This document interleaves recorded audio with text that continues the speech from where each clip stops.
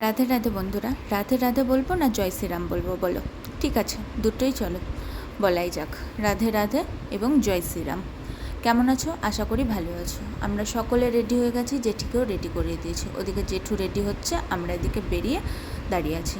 জেঠু রেডি হয়ে তারপরে আসলো, এবার আমরা বেরোবো। আজকে গোটা অযোধ্যাটা একটু ঘুরে দেখব। চলো, একটা টোটো বলাই ছিল অবশ্য, তো বেরিয়ে পড়লাম। একটু জল, খাবার, ছাতা সব কিছু নিয়ে বেরিয়ে পড়লাম। আমি, রিয়া, কাকিমা, কাকু, জেঠি আর গোপাল। এই যে গোপালের সাথে একটু দুষ্টুমি করছিলাম।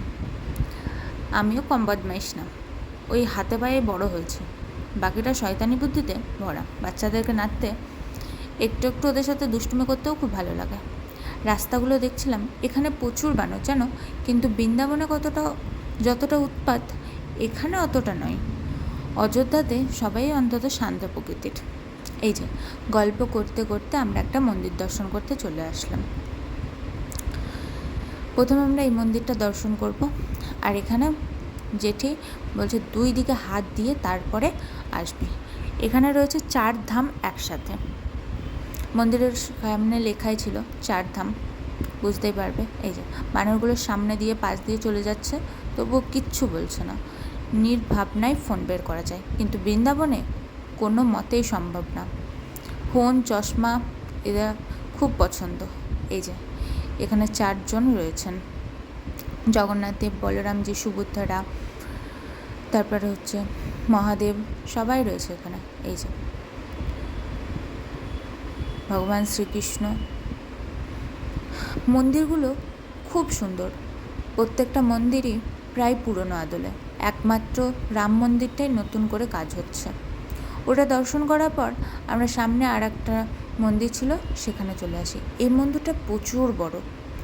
একটা জিনিস খুব ভালো, রাম মন্দির ব্যতীত আমরা মোটামুটি সব জায়গাতেই ভিডিও করতে পেরেছি।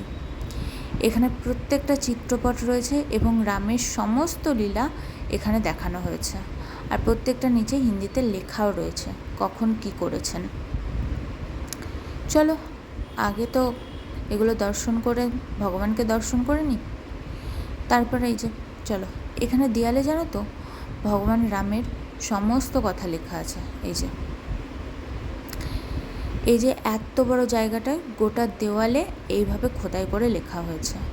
ওপরে এনাদের ঘরও আছে দেখলাম, অনেকগুলো আলমারিও রাখা ছিল, তবে সেগুলো খুব পুরনো, মানে বলতে গেলে পুরনো আদলের তৈরি করাই, অনেক বছরের পুরনো। ওখান থেকে শেষ করে টোটোতে উঠে আবার চলে আসলাম একটা নতুন মন্দিরে। এই যে এখানে এতজনকে দেখছো, সবাই মন্ত্র নেবে।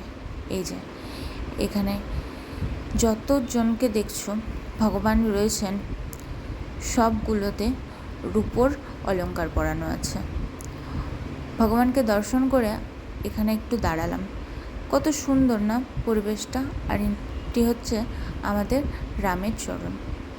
আমাদের বাঙালিরাই কেবল বুঝলো না, বাকি সব জায়গায় ছোট থেকে বড় ভগবানকে কত সুন্দরভাবে ভালোবাসে। আর এখানে শ্রীবিষ্ণু শয়নে রয়েছেন, তার সামনে রাধারানী রয়েছেন, ভগবান শ্রীকৃষ্ণ রয়েছেন, রামজি, সীতা সবাই রয়েছেন। এখানে তুমি প্রচুর পরিমাণে মালা দেখতে পাবে, আর হচ্ছে হাতে বাঁধা ধাগা দেখতে পাবে। ওগুলো শেষ করে এখন যাচ্ছি গঙ্গা দর্শনে। মামা এখানে একটা পালস চকলেট দিয়েছিল। রিয়ার ফোন, আমার সানগ্লাস, ওর সানগ্লাস সব ধরে থাকতে থাকতে আমি আর পালসটা হাতেই নিতে পারছিলাম না। ঠিক আছে, কোনো রকম নিয়ে এই যে নদীটা দর্শন করে তারপরে চলে আসলাম এখানে। রিয়া বলল আয় একটু মাথায় জল নিয়ে নিবি। ওই কেবল জল দিয়ে মাথায় সবাইকে দিয়ে দিয়েছে। আর এখানে দেখো এতটুকুই ব্যারিকেড করা আছে, প্রচণ্ড স্রোত। আর এখানে দেখো বিনাটা রাস্তায় প্রত্যেকটা ভগবানের সমস্ত লীলার কথা রয়েছে, ছবি আকারে বোঝানো রয়েছে, নিচে হিন্দিতে লেখাও রয়েছে। কত সুন্দর না পরিবেশটা, আর রাস্তাঘাট কত পরিষ্কার। আমি বলবো ওয়েস্ট বেঙ্গল এখনও পর্যন্ত কোনোভাবেই উন্নত নয়। আর কিছুদিন আগে আরজি করের যে ঘটনাটি ঘটেছে, তারপরে বলবো তো কোনো রকমভাবেই উন্নত না। এখানে প্রচণ্ড রোদের তাত, বাধ্য হয়ে ছাতাটা বের করে নিয়েছি। এখানে কি হচ্ছে বুঝতে পারলাম না। চলো আগে ভগবান দর্শন করে আসি, তারপরে না হয় দেখব কি হচ্ছে। এই যে এখানে রাম, লক্ষ্মণ, সীতা সবাই একসাথে রয়েছে। ও এখানে এই ঘন্টাটা রয়েছে। মামা একটু পোজ দিয়ে ছবি তুলছে, আমাকে বলছে ছবি তুলে দে। রিয়াকে বললাম তুই তুলে দে, আমি একটু ভিডিও করি। আর এখানে জেঠু সমস্ত গল্পটা শুনছিল। এই যে বৃন্দাবনে যেমন রাধারানী, সব জায়গায় রাধা রাধা রাধা লেখা, এখানে তেমন সব জায়গায় সীতা সীতা সীতা, মাতা সীতা, সব জায়গায়। চলো এখানেও ভগবান রয়েছে।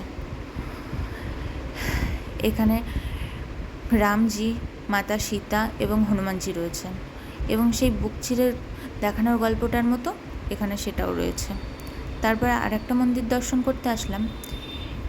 এখানে রয়েছে সমস্তটা শ্বেত পাথরের।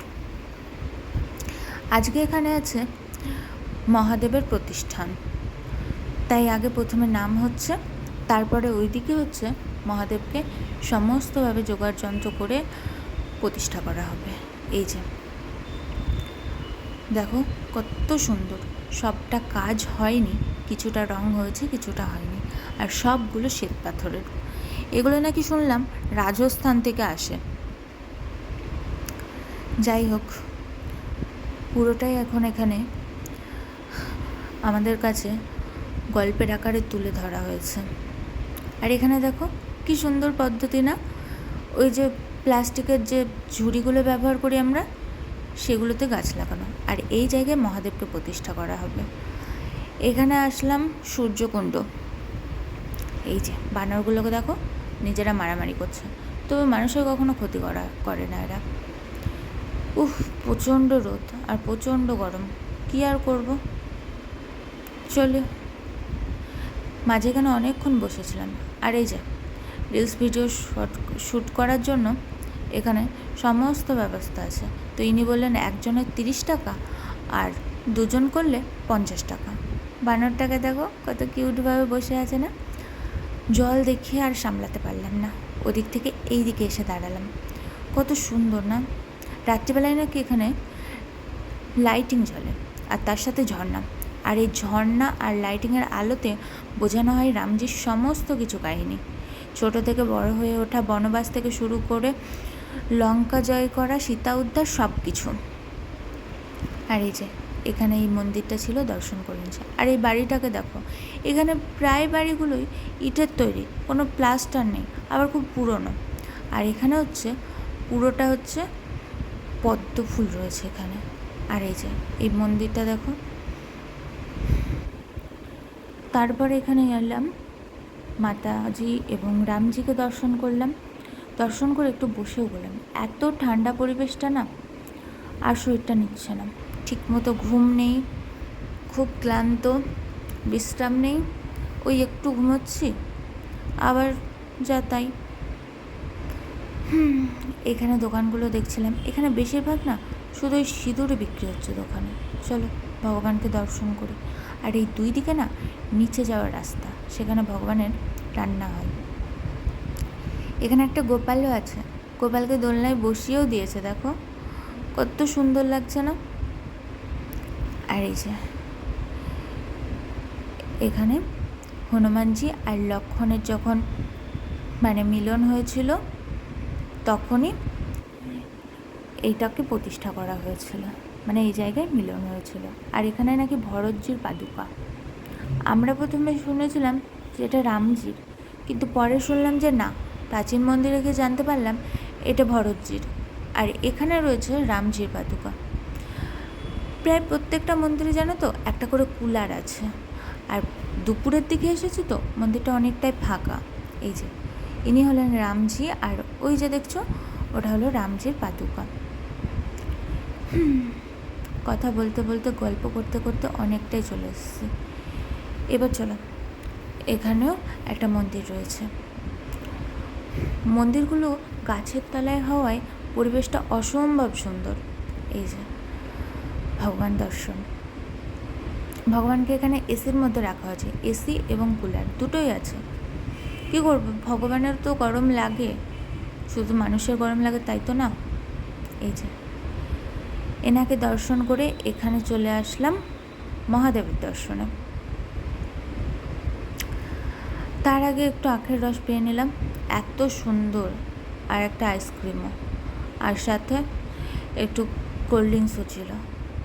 এই যে এখানে নাকি অনেকগুলো সিঁড়ি রয়েছে, এই এতটা পর্যন্ত 53টা সিঁড়ি রয়েছে, প্রচুর হাঁটতে হয়েছে, এখনও আছে।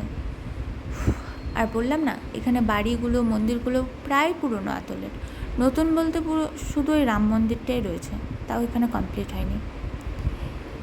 এই যে ভগবানকে দর্শন করে এবারে ছাদের ওপরে চলে এসেছি, পা যেন ঝলসে যাচ্ছে। তো কি, ভগবানকে দর্শন করার জন্য একটু তো কষ্ট হবেই, করতেই হবে। এই যে এখানে প্রণাম করে এখানে দর্শন করব। আকাশের মেঘটা দেখো কত সুন্দর, এখানে আদি দোলনা রয়েছে। এই যে একটুখানি দোলনাটা টেনে মাথাটা ঠেকিয়ে তারপরে নিচে নেমে এসেছি। উফ, নিচে নেমে এসে এবার আমাদের হোটেলে চলে এসেছি। ও, আমাদের হোটেলটা কোথায় বলাই হয়নি, কনক ভবনের কাছে, একদম কাছেই, কনক ভবনের রাস্তাতেই, শুরুতেই। সন্ধ্যাবেলায় ফ্রেশ হয়ে আবার বেরিয়েছিলাম, মুখ চোখের অবস্থা একদম খুব খারাপ। এ পর্যন্ত এখনও যদি শ্যুট করে থাকি তো সেগুলো দেখলে ভয়ঙ্কর লাগবে। সন্ধ্যাবেলায় জপের মালাটা হাতে নিয়ে রাম মন্দির, হনুমানগিরি সব দর্শন করতে গিয়েছিলাম। ও, কনক ভবন যেটার কথা বলছিলাম, আগের দিন দর্শন পাইনি তো। এখানে ছবি তোলা বারণ আছে, কিন্তু সবাই তুলছে, কি করব, তাই আমিও তুললাম। ভগবানকে দর্শন করা যেমন তেমন, ছবিতেও ভিডিও তো করা তো যেতেই পারে না, সেটারও লোভ সামলাতে পারিনি, তাই করে নিয়ে চলে এসেছি। এখানে লাইটগুলো দেখো কি সুন্দর, ওপর থেকে লাইট পড়ছে, আর নিচে কি সুন্দর ফুলের আকারে হয়ে আছে। এই যে ফুচকাটা স্কিপ করেছিও, ওটা আমার ভারী পছন্দের, লাস্ট বৃন্দাবনে পেয়েছিলাম, এখানে পাওয়া যাবে না, কারণ এখানে কাকা একটা সিঙ্গারা কিনেছিল, তাও সেটাতে রসুন দেওয়া ছিল, আর আমরা তো রসুন কেন কোনো কিছুই পাবো না, বাইরে সেরকম খাবারই খাই না, কী আর করবো। এই যে হনুমানজি, এত ভিড় ঠেলে তারপরে বেরিয়েছি। আর এখানে একটাই সমস্যা, ঢুকি একদিক দিয়ে, বেরোই আর এক দিক দিয়ে, জুতো খুঁজে পাই না, কিছু না।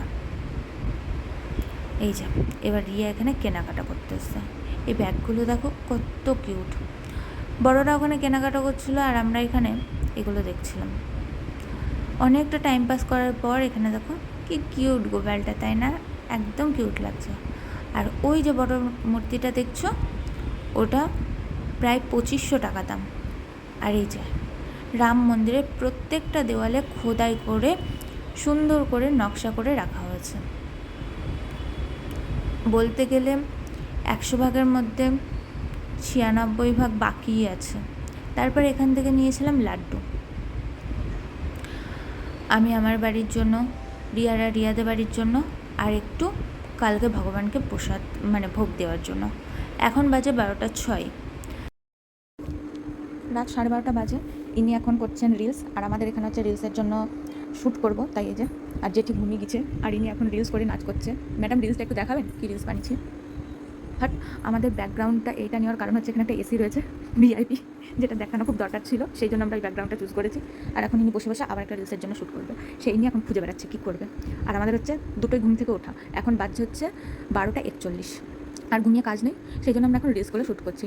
50 দিন ধরে বলে রেখেছেন এই ম্যাডামটি, কিন্তু আমাদের হয় না সময়, তাই এখন রাত্রি 12টা 1টার সময় আমরা শ্যুট করছি।